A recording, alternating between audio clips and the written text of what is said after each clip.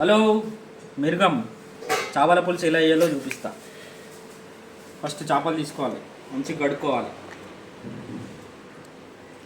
కావాల్సినవి ఉల్లిగడ్డ, టమాటా, పచ్చిమిర్చి, కరివేపాకు, ఉల్లిపాయలు. ఫస్ట్ మసాలా ప్రిపేర్ చేసుకుందాం. 2 స్పూన్ల జీలకర్ర, 1 స్పూన్ ధనియాలు, 2 స్పూన్లు వేసుకోవచ్చు, ఏం కాదు. ధనియాలు ఎందుకు అంత బాగుంటుంది. కొంచెం ఇవి ఎక్కువ వేసుకోవద్దు, చేదైపోతుంది మళ్ళీ పులుసు. కొన్ని మెంతులు వేసుకోవాలి. కొద్దిగా లైట్గా రోస్ట్ చేసుకున్నాం అనుకో టేస్ట్ బాగుంటుంది. మసాలా లైట్గా రోస్ట్ చేసినాక గ్రైండ్ చేసుకున్నాం. మసాలా గ్రైండ్ చేసుకున్నాక ఇంట్లోనే కొన్ని ఎల్లిపాయలు వేసుకొని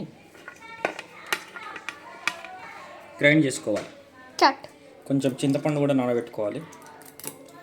ఇప్పుడు మనం కర్రీ చేద్దాం. అప్పటి వరకు రైట్. ఆయిల్ వేయడానికి పచ్చిమిర్చి, కలనాకు, కరివేపాకు వేసుకొని తర్వాత ఉల్లిపాయ వేసుకోవాలి.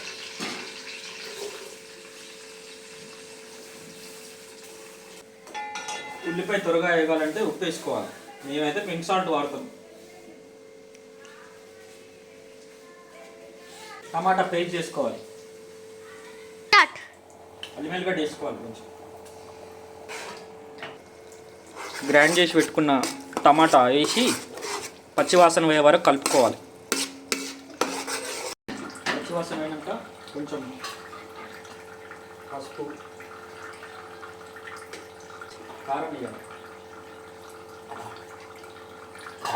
కొంచెం కారం మంచిగా గట్టిగా వేస్తే బాగుంటుంది. ముందుగా వేసి పెట్టుకున్న పేస్ట్ని కూడా వేసేసాలి. వేసి బాగా మంచిగా కలుపుకోవాలి. కలిసికట్టు చింతపండు పోసుకోవాలి.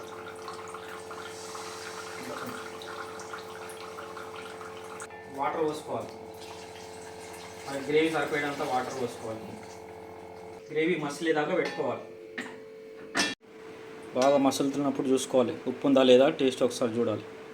టేస్ట్ బట్టి ఉప్పు వేసుకోవాలి. ఇలా బాగా మసులుతుంటే ఫిష్ వేసుకోవాలి. ఫిష్ ముక్కలు బాగా మునిగేలాగా వేసుకోవాలి.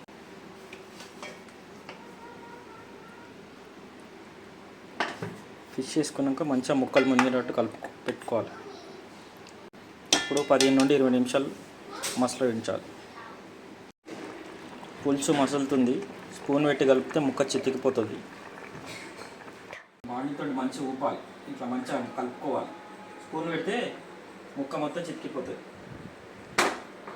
కొత్తిమీర వేసుకుంటే టేస్ట్ బాగుంటుంది.